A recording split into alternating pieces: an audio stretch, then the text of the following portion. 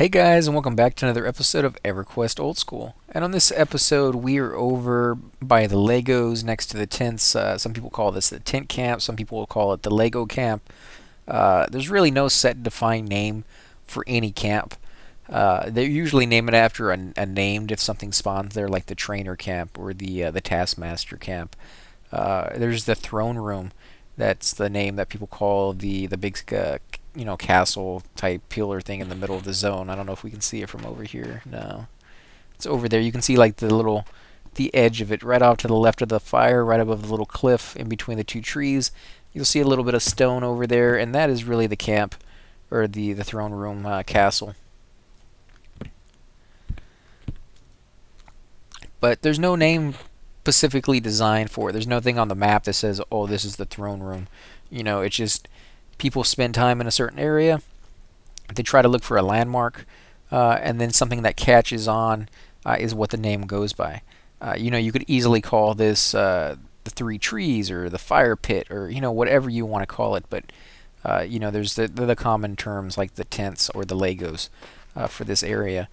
And as the name implies, there's quite a bit of legionnaires over here, or have the chance to spawn quite a bit of legionnaires, I should say, because these spawns over here can spawn anywhere between centurions of like level 4 all the way to legionnaires anywhere to level 14. So you got a big range of levels there. As you get further and further towards this area, the level range kind of shrinks a little bit, and you'll probably get anywhere from level 7 to 8 creatures, centurions and things of that sort, up to a little bit higher. Now, most of the creatures we're fighting here are dark blue to me. The centurions, anyways, are dark blue to me at level 9. The centurion or the Legos, as I'll show you right here, are all red. So still like level 12, 13, 14 experience-wise. So you can kind of push through the zone. Most zones will work this way, where especially dungeons, I should say, will work this way. Whereas when you start at the beginning of the dungeon, the creatures are the lowest or close to the lowest level you're going to find in that zone.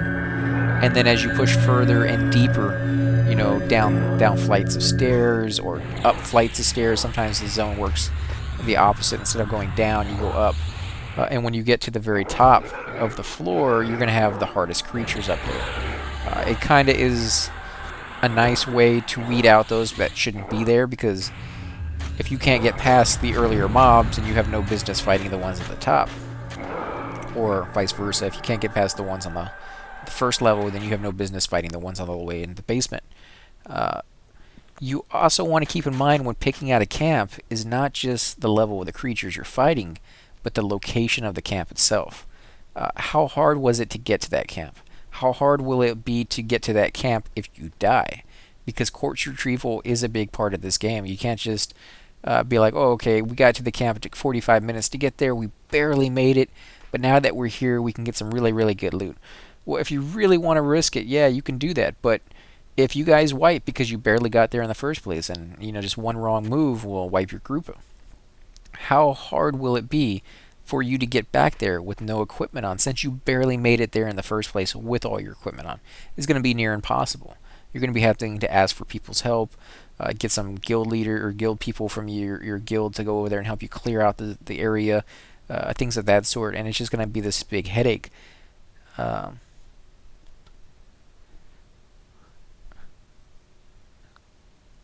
have time, please join us. We'd like to watch. Okay. But yeah, you got to keep that in mind when picking out the location. A location like this is pretty nice because, as you can see, it's kind of open. There's a lot of different paths I can come to get here. In fact, I can sneak by pretty much almost every mob and then drag my corpse all the way back to a fairly decent location. And there's no real set path or real huge obstacle in my way to get there. So those are really nice camps. But then again, the really good ones, the ones with really, really good loot, will usually have you go through several different rooms, down different floors, and things of that sort to get to that room that you really, really want. So if the whole zone is camped out, and you know that there's not really a lot of these mobs up, these guys always hit me. No, how far back I am against the wall, it doesn't really matter.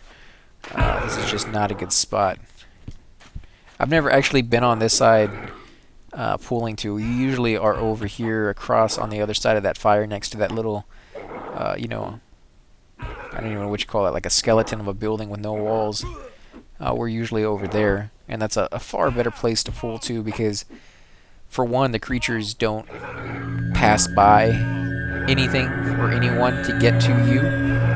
You know, because they're all having to run in that direction, and when you get there, they're all coming from the same place. So you can find a very good spot for your team to sit and not really have to worry too much about anything.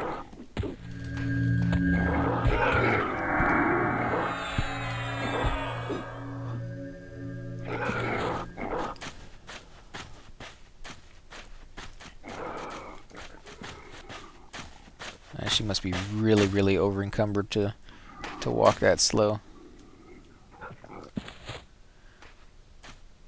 And as I said many, many times before, the outfits in this game were incredibly skimpy for females at higher level.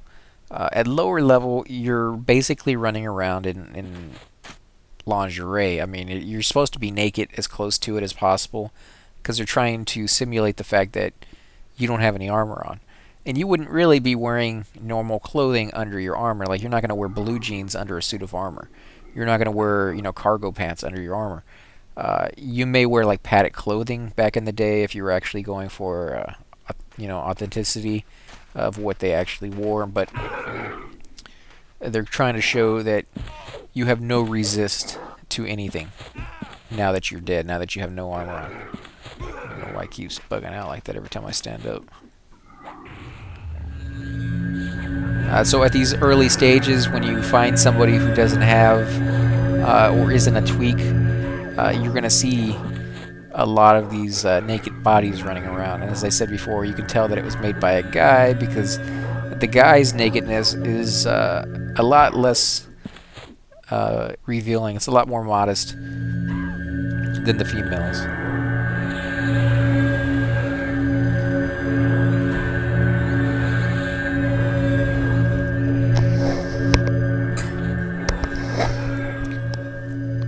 Sorry about that, guys. I had to cough a little bit and then trying to fight back a cold making these videos. That's one of the problems you run to when I do these videos every day for you guys, is that occasionally a cold will crop up, 24-hour, 48-hour, whatever, and you'll get a couple of videos where my voice sounds a little hoarse or I got the coughs or something like that. So I do apologize for that. If that really annoys you guys, let me know, and I'll do some editing and try to filter that out so you guys don't have to hear that. But I'm trying to keep it as real as possible, so that not only can you see what the game is like, but you can also get a feel for the reality of the game. Is not just what's on screen, but it's also what you have to go through to play the game, like the hours that you will spend sitting down or whatever, however you play your game, whether it's in a game chair, on a couch, on the floor, on a bed, whatever it is the comfortable position you're in. And for a game like this, you want to find something that's incredibly comfortable, not just something that's semi-comfortable. Like a gaming chair is pretty comfortable, but you do sacrifice, for me anyways, I usually sacrifice a little bit of comfort for functionality. A gaming chair is really good for all the controls you can put on it, and if you put like a vibration mechanism on it so that you can feel the hits and the all the damage you're taking and things of that sort. So you are giving up a little bit of your comfort in that. But for a game like this, you definitely want to find, like for me, I lay down on a couch when I play this game. So I can lay for plenty of hours without getting sore. I don't get tired of laying down really that much because I work all day. So when I come home, it's really nice to just lay for a few hours, relax before you head off to bed, or in the morning when you wake up. I like to wake up slowly. I'm not one of these people who wake up fully energized and ready to go. I like to ease into my day So I'll usually, lay on the couch, play an hour or two of a video game, do a couple of these videos for you guys, and then go into my morning routine, the exercise, the shower, shave, things of that sort before I head off to work. Uh, so for me, comfort is a huge part of this game, and I don't think I'd be able to play it half as long or even a quarter as long as I do in these sessions for 5, 6, 7 hours straight if it wasn't for the comfort. So that's something that's behind the camera that you don't really get to see, but if you're sitting here watching this for the full length of it, then you can kind of get an idea of how your body is going to react for sitting in a chair that long, or laying on your couch, or in your bed, or whatever the case is for you while you're watching these things.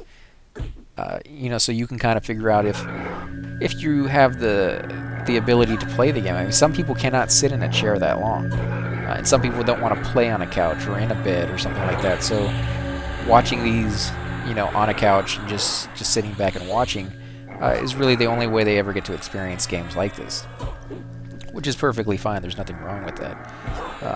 I know I grew up with 5 brothers, and so watching, I think we actually have 3 healers here, which is just crazy.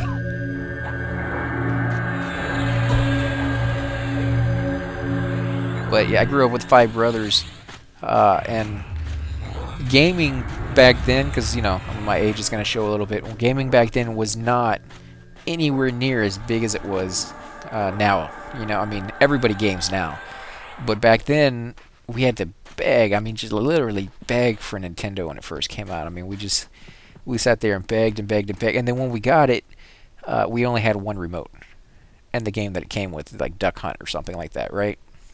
So we had to take turns playing it.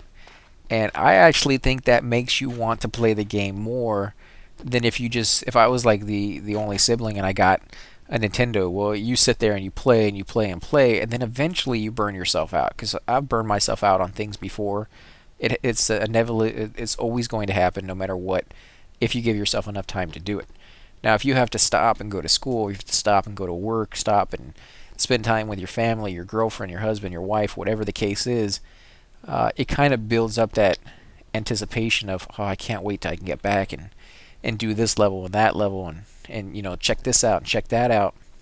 It gives you time to pause and think about your next move, where if you're just constantly playing, you kind of lose a little bit of that. You're kind of like, I've done everything that I want to do. I can't think of anything else to do. I'm kind of bored of doing the exact same thing over and over again.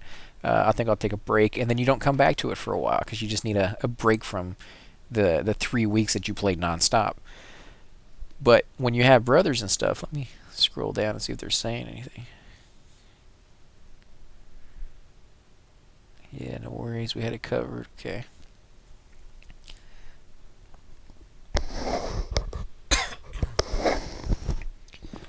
But yeah, when you have brothers, you have to stop and you have to take turns. So you'll have, you get to play for an hour, and then your older brother gets to play for 3 because he's your older brother and he gets to do what he wants. And then you get to play for 10 minutes until he kicks you off and he gets to play again. Yeah, really unfair, right? Now, you get to do it to your younger brother, so I'm right in the middle, so I've, experienced both sides of that. But you learn to enjoy kind of sitting back and watching and not just sitting back and watching, but actually trying to be a part of the game by like, oh, no, you missed that. I kind of wish there was a way to do that. I know Twitch has it where you can stream live games and people can, comment down below or in the little text box and things of that sort, but I kind of wish there was a voice ability to it so that people could be like shouting, oh no, don't go that way, like in horror movies and stuff. Like, why are you doing that? It's kind of like, that's what I always did with my brother. I'd be like, oh, check that out, you totally missed that chest, there's a secret wall right there that kind of looks like there's a weird thing there, maybe you can check that out and destroy it or something. Or there's a hole in that wall, what if you threw one of your bombs in there for like Zelda? You could throw a bomb in the little cracks or up against the cracks and it would blow open a secret area. I would see things that my brothers wouldn't, and they would see things that I wouldn't, because when you're playing, it's like driving. You're concentrating on a lot of different things. You're checking your mirrors, you're staying within the lane. You're checking. You're controlling your speed. A lot of this stuff just becomes second nature, and you're not really concentrating that much on it. But you are concentrating on it. Whether it's subconscious or conscious. The same thing with the game. You may be running to the next location. You're checking the map. You're checking your own location. You're remembering this building, that building. You see that guy. Okay, I take a right now. Whereas somebody who's just watching, they're not thinking about any of that. They're not thinking, oh, you need to take a right at this next building. They're just watching the screen. And so sometimes they'll see things kind of just a little flash in the corner. Of a little gem or something like that. And you go off and check it out. And it's this big, huge secret that you probably never would have found without those people watching. So I do feel that the enjoyment is both sides, playing the game and watching the game. I make Let's Plays all the time, but I still go online and I watch other people's Let's Plays. People who have subscribed to my channel, as I said before in the past, is I always check out your channel. Anybody who subscribes to me and is not invisible, I'll check out your channel. I'll see what you have to offer. I'll see what you like, what videos you've liked in the past, if there's any there. Some of you guys don't have any videos on your likes, which, I can understand your own, having your own privacy. Oh, crap, everybody's leaving. I guess we're going to go ahead and head out, guys. I'll catch you on the next video. Again, if you like these videos, please hit the like button, subscribe, and thank you again for watching.